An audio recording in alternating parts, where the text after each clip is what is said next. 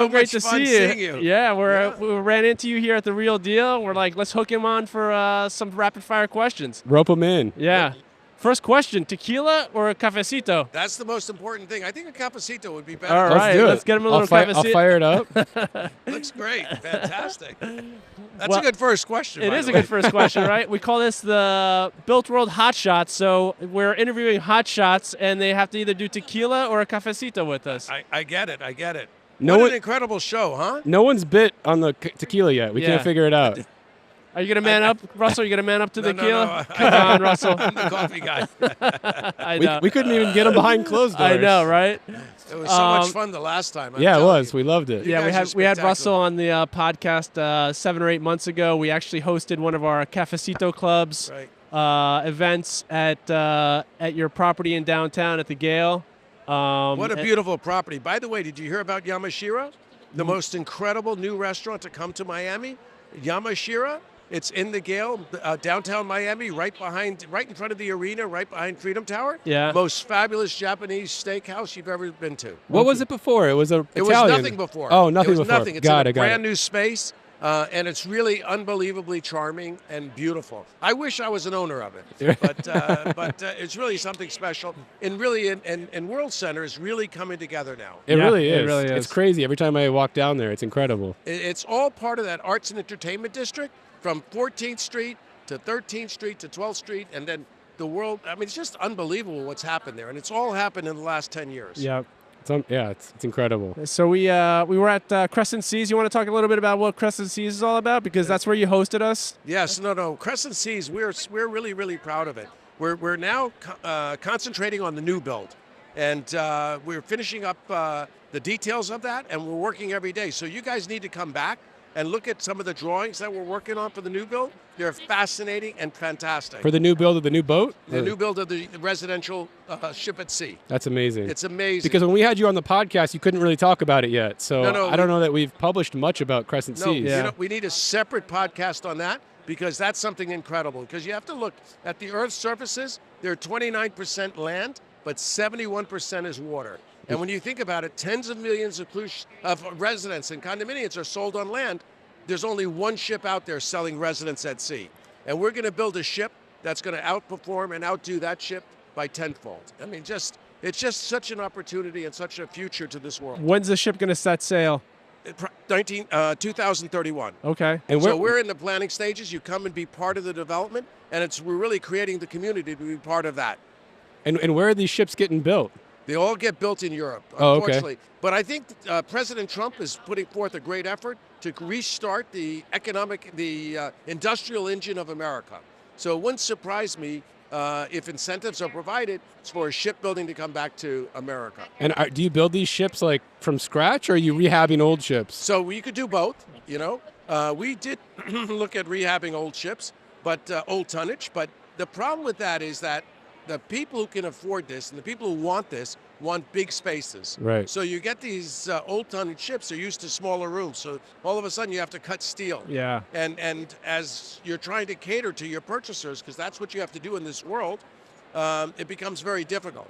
So it's almost better to start from scratch. And that's in essence, we're building a new build now. Have you gone over to the shipyard to see this stuff under construction? I've been to the shipyards for the last 23 and a half years. Oh, that's true. As the former 23 years on the NCL board, I'm very proud of my time there. The last 6.5, I was chairman. That's a life's experience that you never forget. I worked with some of the greatest board members in the world. We had great CEO, great CEOs. And it's been really a fun part of my life. But after 23 years, you want to move on. I'm more entrepreneurial, and this was a space that I loved, I'm passionate about, so it was my opportunity to move on, and that's what I did. And now you got to bring both worlds together, real estate and cruise ships. What a cool full circle moment. Yeah. Exactly. It was 50 years ago I built my first condominium. They haven't killed me yet. I'm still in business. And thank God I'm doing all right. Yeah, you're killing it. Are you kidding me? Still really, trailblazing. It's really wonderful. Now I'm doing a lot in Fort Lauderdale, which I had not previously done. Enjoying Fort Lauderdale. I think it's an incredible community. And we go where the market is.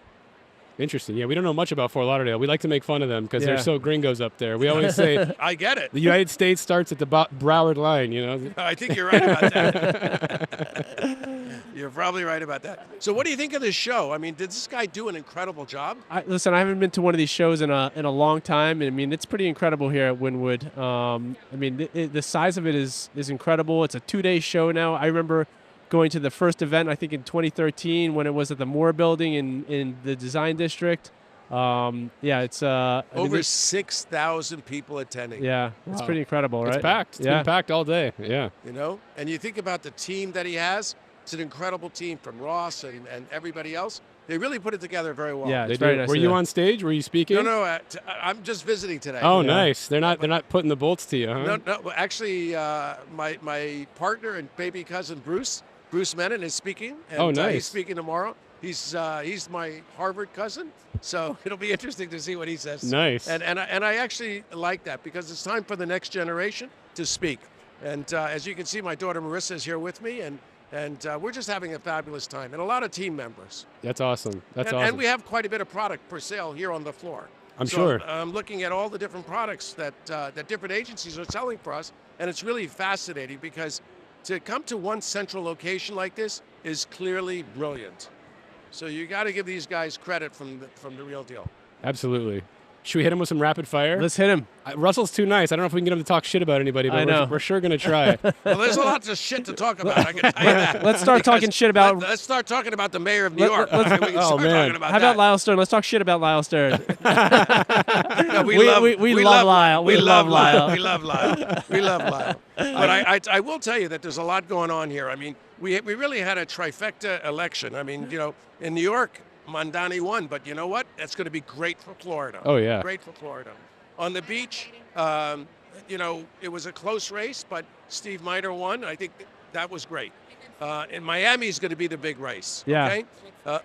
So we have to hope and pray that the right person gets elected in Miami. Absolutely. Because you have a socialist on one hand and somebody who thinks that rich people are bad people and that we should raise everybody's taxes.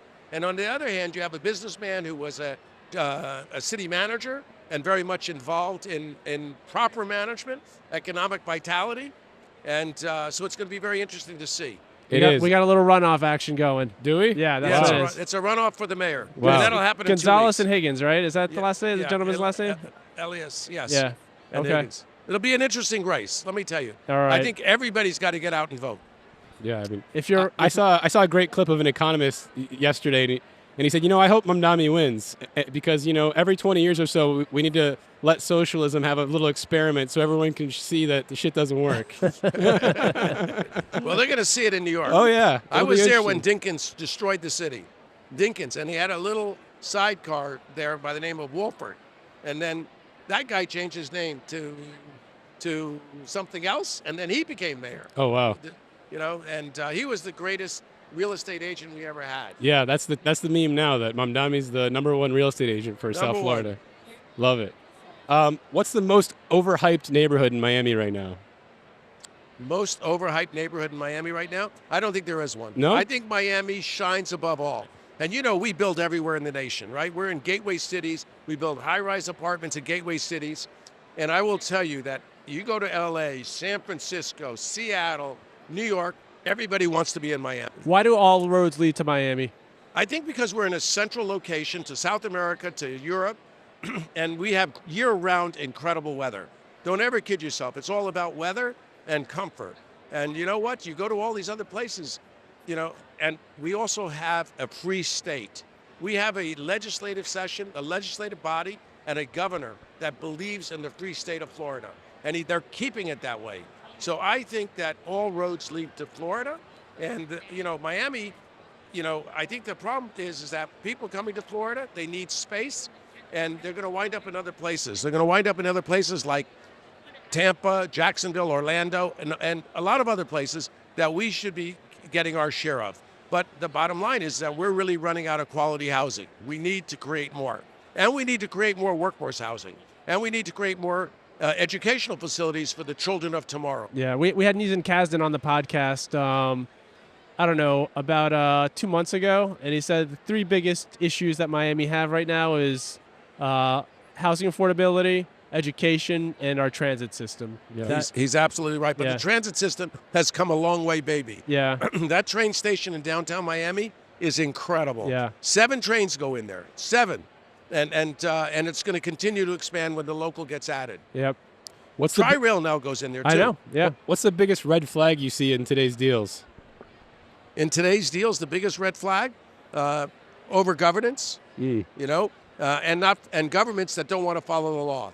You look at Miami Beach, they don't want to comply with Live Local. They think they're exempt, okay? And you know what? Miami Beach is a real problem because it's the only municipality in the entire Dade County that's losing residents. So you have to say to yourself, why? Why do they make it so difficult to do anything in Miami Beach? It's really quite amazing. And then the truth is you have no development in Miami Beach, then you have an election, and what does everybody campaign on? They campaign on overdevelopment. Well, there is no development. Yeah. Right. It's the craziest thing I've ever seen. So you have this vocal minority, Just gaslighting us. who are gaslighting it. Yeah. Gaslighting something that's so stupid it's beyond belief. Yeah. And they're fooling a lot of the public. And thank God the public didn't get fooled when it came to the mayor. Well, the only new development I can really think of is yours. Is ours. Yeah, that's 5 it. Park. 5 Park. That's the only one. And the shame of it is 5 Park and 72 Park. That's Lefferts project, which I'm a half owner of. Is a phenomenal project. And the Carlisle, what they're building. But those 2 properties added $1 billion plus in tax revenues, in tax revenues, and the city didn't get one dime of it. Why? Because it was all to pay increased salaries and increased police and increased fire. So you sort of have to say, where's the value Yeah. of this? And that's the right type of building to build. Because those are all people from the Northeast and from Connecticut and from the Midwest and from South America that are very wealthy, demand the best in quality and the best in services, and they don't use your services. They don't use your police officers. They don't use your fire department. So they're the best people to have in a community. Right. They're contributing financially, but not a drain on the use. And not a drain on the use. What's the smart money doing these days that most people haven't noticed yet? I think the smart money these days is staying in cash because there's going to be a lot of opportunities in places like New York and other states that are run by some of these Democrats who are really off the wall. But it's scary to be in cash because that value of that dollar keeps coming down. So it's, You know what? You have to manage it. You have to manage it, and everything should have a certain bucket in it. waiting for the opportunities to come so we can Yes, pounce. absolutely. Yeah, makes sense. Let me tell you what is happening, though. Okay, we are going to get a lot of shared community product in World Center online soon. So we'll have 6,000 to 7,000 new units available. So where's everybody going to go? They're going to go to World Center. And that's going to be the center of Miami, okay? And it'll start on the Signature Bridge. And it's right around the corner between the 3 buildings at 11 are delivering, all the buildings on 6th Street are delivering, and that train station will continue to grow and grow. And it's the community where you guys work in. Yep. That community is on fire, and it will continue to be on fire. Yep. The one thing that we're missing is our own convention facilities, our own conference center. That's what we got to worry about. We got to figure out how to do that, because since we lost the Marriott Marquis that was going to be building, the 500,000 square feet, that's what needs to be figured out. We need that because it's all about groups and conventions.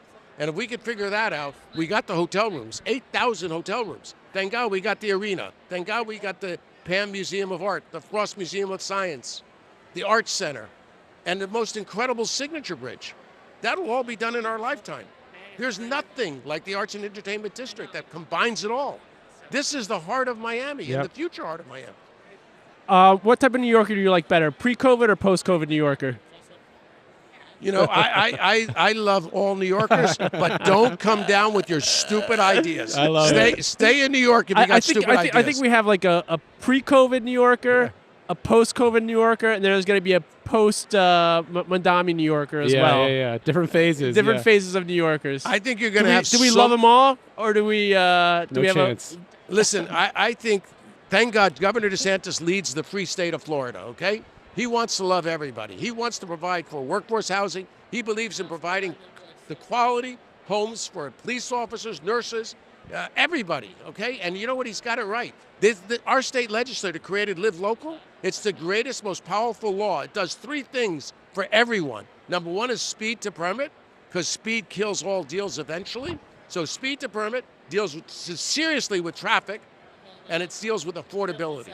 And that took leadership, and that leadership came from our House legislator and our governor. So as far as I'm concerned, they've done an incredible job. Love it. All right, last question. How many minutes late is considered Miami on time? You know what? I think timeliness is next to godliness. So I try to be on time to everything. Yeah. But unfortunately, there's a whole segment of our population that thinks that being on time is being within an hour late. Yeah. So an hour is what you're saying. Miami on time is within an hour. That doesn't work. Oh, my God. Oh, my God. It's always so much fun being with you guys. So let me ask you, have you had a little tequila yet? Not yet. not yet. No, not yet. Okay. We should, right? You ready? I think so. No. Are you, It sounds like you're ready. I was thinking with my coffee. All right, Okay? last question. What's your favorite Miami power lunch spot?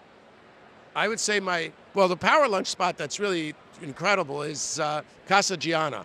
And the reason Casa Gianna is so good, it's right by the federal courthouse, it's right by the civil courthouse, and it just seems to be a gathering place. It's on the southern side of World Center, Casa Gianna, and everybody seems to congregate there. So if you don't go there for lunch, you go there for cocktails from 4 to 7, and you can see your commissioners, you can see your mayor, you can see your administrators. It just seems to be the gathering hall. we'll catch you in there. I do try to get there. You know, my office is upstairs. I know. So I try to get downstairs, but, you know. We're gonna go hit up those lunch credits with Russell Yeah, soon. no, you have a credit. Don't worry. You're on our invite guest. All right, who's the biggest shark in Miami real estate right now in a good way? In a good way, I'll tell you. I think we have some really great people here. You know what? It doesn't. This town is not created by one developer. It's created by many great developers. Okay. And when you take a company like George Perez and Related, and David Martin and Terra, and Crescent Heights and Sonny and Russell and Bruce, you know, that's the quality. And I'm not just saying those, but the quality of the development community here in South Florida, we should be very proud of, because these guys do a great job. They do a great job, and they're smart and they're community minded, because they know that what's good for the community is also good for them. And that's why they deal with the community first and foremost. Love that. Well, thank you, Russell. It was a Thank you, pleasure Yeah, it was guys, great so much. catching up with So you, much Russell. fun. Nice to see you again. Nice to see both of you. All right, enjoy the Thank rest you of your so much. afternoon. Bye-bye. Right. Bye-bye.